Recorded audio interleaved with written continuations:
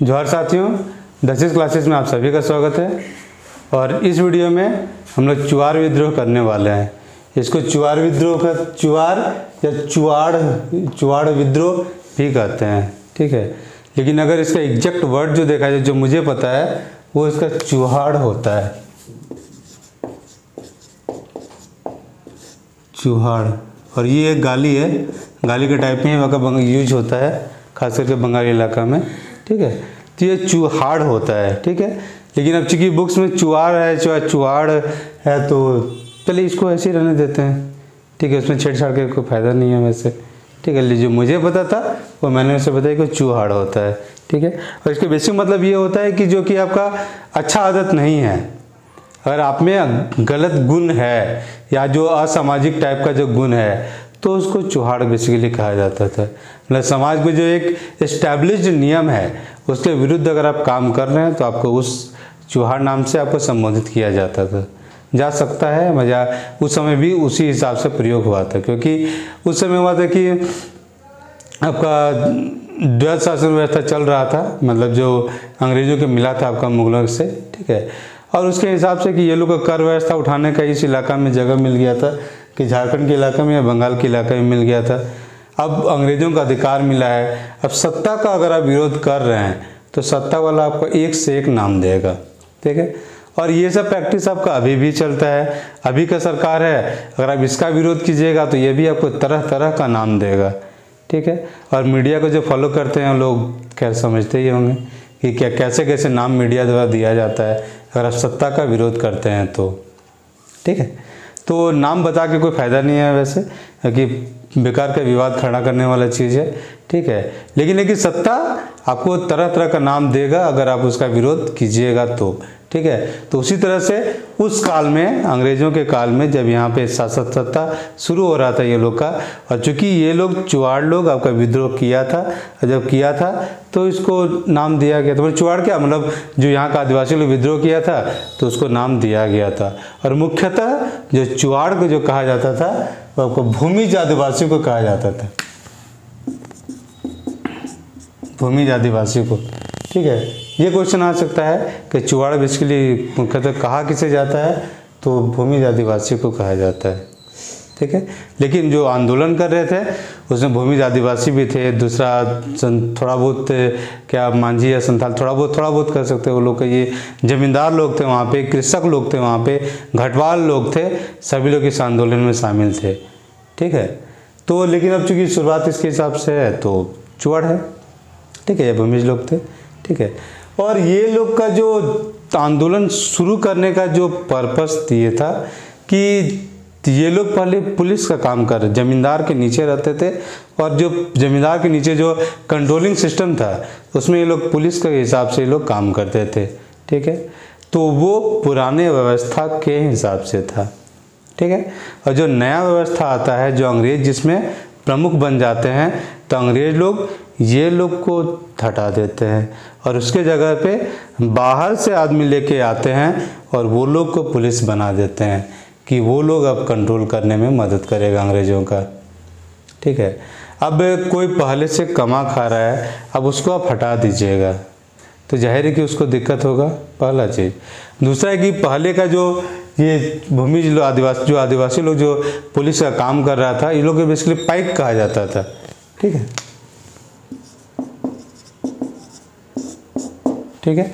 और ये लोग को वेतन के रूप में एक टैक्स फ्री ज़मीन दिया जाता था, यानी कर मुक्त ज़मीन, और उस ज़मीन को कहा जाता था पायकान ज़मीन। ये यहाँ लिखा हुआ है पायकान ज़मीन, ठीक है। और इस तरह का जो ज़मीन, जब नौकरी कर रहे हैं तो आपके पास ये ज़मीन है, आप इससे उपज करते रहिए और अपना घर चलाते रहिए, खाते रहिए, मतलब सैलरी आपको मिल रहा है। लेकिन जब अंग्रेज आए, ये लोग को पद से, अपना पुलिस व्यवस्था को ख़त्म करके हटा दिया गया ये लोग का, तो जाहिर है कि दूसरा लोग आया तो ये लोग का ज़मीन को छीन के वो लोग को दे दिया गया। इससे हुआ कि अब वो लोग का सैलरी वहाँ से मिलना शुरू हो जाएगा, ठीक है।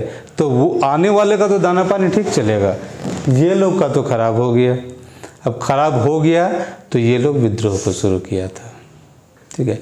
और बेसिकली होता है ना कि अगर आप कृषक हैं या फिर सत्ता से अगर आप नहीं जुड़े हुए हैं तो आप तुरंत विद्रोह में नहीं जाते हैं, लेकिन अगर आप सत्ता प्रतिष्ठान के हिस्सा रहे हैं या फिर आपको हथियार चलाना वगैरह आता है तो फिर आप विद्रोह में चले जाइएगा, अगर आपका हित को चोट पहुंचेगा तो। ठीक है, तो यहाँ पे वही होता था, क्योंकि सैनिक लोग था, लड़ना मारना आता था, तो ये लोग सीधे ही लोग विद्रोह में चले जाते हैं। ठीक है, और विद्रोह जाते हैं तो ये जो विद्रोह हुआ था आपका 1769 से लेकर 1805 या 1769 से लेकर आपका 1805 तक ये आंदोलन होता है। ठीक है, 1800 आते आते बेसिकली ख़त्म हो गया था, लेकिन एक जो पुराना व्यवस्था को जो दोबारा स्थापित किया गया था ना, तो वो था आपका ये 1800 में स्थापित किया गया था कि जमींदारी घटवाली पुलिस व्यवस्था पुनर्स्थापित। ठीक है, तो जमींदार और घटवाल लोग का जो पुलिस व्यवस्था था जिसके अंतर्गत ये लोग काम कर रहा था भूमिज लोग, तो उसको दोबारा से वापस ले आया गया। जो ज़मीन सब लिया था वो लोग भी लोग को वापस मिल जाता है। जमींदार का जो नीलामी हो रहा था ज़मीन वो सबको भी वापस मिल गया। घटवाल लोग का जो ज़मीन था वो भी वापस मिल जाता है और पैकान लोग को भी ज़मीन वापस मिल जाता है। ठीक है, लेकिन और ये लोग जो पुलिस व्यवस्था था तो इस पुलिस व्यवस्था को यहाँ पे पुनर्स्थापित किया जाता है, लेकिन अंग्रेजी सरकार इसको 1805 में स्वीकृति दिया था, तो इसीलिए ये 1805 तक इस आंदोलन या इस विद्रोह को गिन लिया जाता है कि 1805 तक ये चला। क्योंकि जो लास्ट वाला चीज़ हुआ, फाइनल चीज़ जो स्वीकृति है इस व्यवस्था को, जमींदारी घटवाली पुलिस व्यवस्था को, तो 1805 में मिला था। अदरवाइज 1800 के आसपास तक का आंदोलन खत्म हो चुका था। ठीक है, तो चलिए एक एक करके देखते हैं इसके चीज़ों को। तो 1769 से लेकर 1805 तक आपका ये आंदोलन चलता है। ठीक है, मतलब अंग्रेज लोग घुसा ही है और यहाँ आंदोलन शुरू हो गया था। ठीक है, दूसरा कि अगर आप किसी को आर्थिक हित को चोट पहुंचाइएगा, आर्थिक या सामाजिक या राजनीतिक हित को चोट पहुंचाइएगा तो वो आपका विरोध करेगा। ठीक है, तो फिर ये लोग विरोध करता है। चुनाव का भूमि जो आदिवासी लोग था, किसान लोग था, कुछ जमींदार लोग था, और उन जमींदारों में जो प्रमुख था वो था आपका पंचायत का जमींदार। ठीक है, तो पंचायत का जमींदार के साथ होता ये है ना कि उस समय अकाल काफ़ी सारा पड़ रहा था। जैसे 1770 में अकाल पड़ा, 1777 में अकाल पड़ा, 1800 तक में अकाल पड़ा। इतना सारा अकाल जब पड़ रहा है तो अकाल पड़ेगा तो जाहिर है कि उपज कम होगा, उपज कम होगा तो किसान कम टैक्स दे पाएगा, अगर कम टैक्स दे पाएगा तो जमींदार के पास कम टैक्स पहुंचेगा, जमींदार के पास अगर कम टैक्स पहुंचेगा तो अंग्रेज़ों को टैक्स ज़्यादा वो कहाँ से देगा, और जब ज़्यादा नहीं दे पाएगा तो टैक्स बकाया हो जाता था। और बकाया बेसिकली इसलिए हो जाता था क्योंकि जमींदारी व्यवस्था के आप अंतर्गत हैं या जो स्थायी बंदोबस्त वाले इलाका पे थे, मतलब परमानेंट सेटलमेंट वाले इलाका पे थे या स्थायी बंदोबस्त वाले इलाके थे। ठीक है, तो स्थायी बंदोबस्त में कि टैक्स तो आपका फिक्स है, आपको देना ही पड़ेगा, उसमें कोई चारा नहीं है। ठीक है, और इस चक्कर में उन लोग का बकाया हो जाता था। वरना अगर हर साल के हिसाब से होता तो हर साल के हिसाब से होता तो फिर अकाल पड़ा है तो घट जाता, लेकिन वैसा कुछ व्यवस्था था नहीं उस काल में। ठीक है, क्योंकि स्थायी था, टैक्स फिक्स था, देना है मतलब देना है। उपज अगर ज़्यादा हो गया तभी उतना ही देना है, उपज कम हो गया तब भी आपको टैक्स उतना ही देना है। ठीक है, तो इसीलिए काफ़ी सारा बकाया टैक्स हो गया था पंचायत का, और इस कारण से पंचायत का जो जमींदारी था उसको नीलाम कर दिया गया। अब नीलाम कर दिया गया तो उसके खरीदने वाला था आपका नीलांबर मिश्रा, वो आपका यहाँ पे है नीलांबर मिश्रा। ठीक है, पंचायत का जमींदारी को खरीदने वाला था आपका नीलांबर मिश्रा। वो खरीद के जब पंचायत तक पहुंचता है तो पंचायत का राजा उसको वहाँ घुसने ही नहीं देता है, और वहीं से उसका विद्रोह शुरू होता है पंचायत का। ठीक है, बाकी जो चुआड़ विद्रोह का विद्रोह है वो आपका रघुनाथ महतो लोग बहुत पहले शुरू कर चुका था, वो अलग इशू 69 में ही, लेकिन ये लोग जो है नीलांबर मिश्रा का बाद में होता है। पंचायत शुरुआती दौर में अंग्रेजों का साथी दे रहा था क्योंकि जमींदारी वो चल रहा था उसका, तो वो जमींदारी का ऐसा मज़ा ले रहा था वैसे। लेकिन जब जमींदारी को बकाया बढ़ जाता है, उसका नीलाम हो जाता है, नीलाम होने के बाद पंचायत आपका चुआड़ विद्रोह का हिस्सा बनता है। ठीक है, और लेकिन जो जमींदारी लेने वाला था उसको यहाँ घुसने नहीं देता है, और पंचायत का जमींदार का साथ वहाँ का किसान लोग या फिर जो सैनिक लोग हैं सब उसका साथ देता है। और ये काफ़ी जब बड़ा होने लगता है तो फिर तो धीरे धीरे तो वापस ही हो जाएगा ये। ठीक है, लेकिन है कि पंचायत आपका विद्रोह में सक्रिय हिस्सा लिया था। ठीक है। और पंचायत के अलावा कुछ कुछ और जगह थे जो कि कुछ कुछ और लिया था। जैसे कि आपका रामगढ़ में तो छिटपुट करके हुआ था, वहाँ पे ज़्यादा नहीं हुआ था। नावागढ़ में जो कि आपका धनबाद के कतरास वाले इलाका में पड़ता है, तो वहाँ पे भी थोड़ा बहुत कहिए, झरिया में भी थोड़ा बहुत कहिए, बहुत ज़्यादा बड़े स्तर पे वहाँ पे नहीं था। मेनली जो ये आंदोलन चला था ये आपका जो अभी वर्तमान पुरुलिया का इलाका है वहाँ पे चला था, ठीक है। और पिछले मतलब कुछ वीडियो पहले मैंने तो आपका पंचायत पर जो अंग्रेज़ों का मतलब मानभूम के इलाका में जो आपका सत्ता स्थापित हुआ था अंग्रेज़ों का, उसमें एक मैप दिखाया था झारखंड का। उसमें बहुत सारे क्षेत्रों को दिखाया था। उस समय कहा था कि इनका उपयोग होगा, मतलब आपको भले इस मैप में नहीं दिख रहा है लेकिन जो अंग्रेज़ों का इतिहास पढ़िएगा वहाँ पे इसका यूज आएगा। तो ये देखिए यहाँ पे यूज है यहाँ पे, ठीक है। और यहाँ पे मैंने पूरा सभी चीज़ नहीं दिखा पाया हूँ, ठीक है, लेकिन कुछ को दिखाया है। बाकी कुछ चीज़ें आपको उस मैप में भी मिल जाएगा, जगह का नाम सब, कौन सा जगह कहाँ पे थे, ठीक है। तो जैसे आपको रामगढ़ यहाँ दिख जा रहा है, नावागढ़ दिख रहा है, झरिया दिख रहा है, पंचायत देखिए यहाँ भी इस इलाका में है पंचायत, ठीक है। ये देखिए ये आपका संथाल परगना का इलाका है, ये धनबाद बोकारो वाला इलाका है, इधर ये जमशेदपुर वाला का सरायकेला इलाका है। इसके बीच वाला जो इलाका है यहीं पे आपका पड़ता है आपका पुरुलिया का इलाका, और यही पुरुलिया का इलाका मेन जगह था, ठीक है। बाकी थोड़ा बहुत आपका बांकुड़ा के इलाका में भी हुआ था, ठीक है। थोड़ा बहुत आपका नीचे आपका झाड़ग्राम के भी इलाका में हुआ था। मिदनापुर का नाम आता है लेकिन उतना कुछ प्रॉपर वहाँ पे नहीं था, ठीक है। और बाकी घाटशिला में कुछ हद तक था इसका आंदोलन का असर। बड़ा भूम से शुरू हुआ था, बड़ा भूम के आसपास में, बड़ा भूम और घाटशिला के बीच में आपका जो ये इलाका था, इस इलाका से आपका ये आंदोलन शुरू हुआ था चुवाड़ विद्रोह। और बाकी धीरे धीरे फैलते हुए यहाँ पर झालदा है, काशीपुर है, मान बाजार है, सुपुर है, हर इलाके में ये फैल जाता है, ठीक है। और अभी जो आपको बेसिकली इस इलाके को, जो इस आंदोलन को कहा गया है कि ये जंगल महाल के इलाके में हुआ था, कहा गया जंगल महल कर लीजिए, ठीक है। तो ये इलाका आपका अभी भी है ये, ठीक है। और वर्तमान में इस जगह पे ये पूरी तरह से भी बंगाल में पड़ता है, बंगाल में। और इसमें अभी आपका पुरुलिया आता है, बांकुड़ा आता है, ठीक है। मतलब कुछ इलाका, पुरुलिया का कुछ इलाका, बांकुड़ा का कुछ इलाका, उसके बाद फिर आएगा झाड़ग्राम का कुछ इलाका, और बाद में मिदनापुर का कुछ इलाका आता है, ठीक है। पश्चिमी मिदनापुर का कुछ इलाका, ये इलाका, इस इलाका को वर्तमान में अभी आपके जंगल महल या जंगल महल का इलाका कहा जाता है, ठीक है। सभी का थोड़ा थोड़ा इलाका लिया है, पूरा टोटल जिला नहीं है, ठीक है। कुछ कुछ इलाका मिला के जंगल महल कहा जाता है। बेसिकली आदिवासी बेल्ट है और यहाँ पे नक्सली एक्टिविटी काफ़ी चलता है, ठीक है। तो इसलिए भी ये जंगल काफ़ी एरिया काफ़ी फेमस है, ठीक है। ये तो अभी वर्तमान वाला हो गया, लेकिन है कि इसी इलाका में बेसिकली आपका ये आंदोलन हुआ था। और छिटपुट करके आपका जैसे झरिया है, नावागढ़ है, रामगढ़ है, घाटशिला वगैरह में हुआ था। बाकी ये सब इलाका तो है ही जहाँ पे ये हुआ था, ठीक है।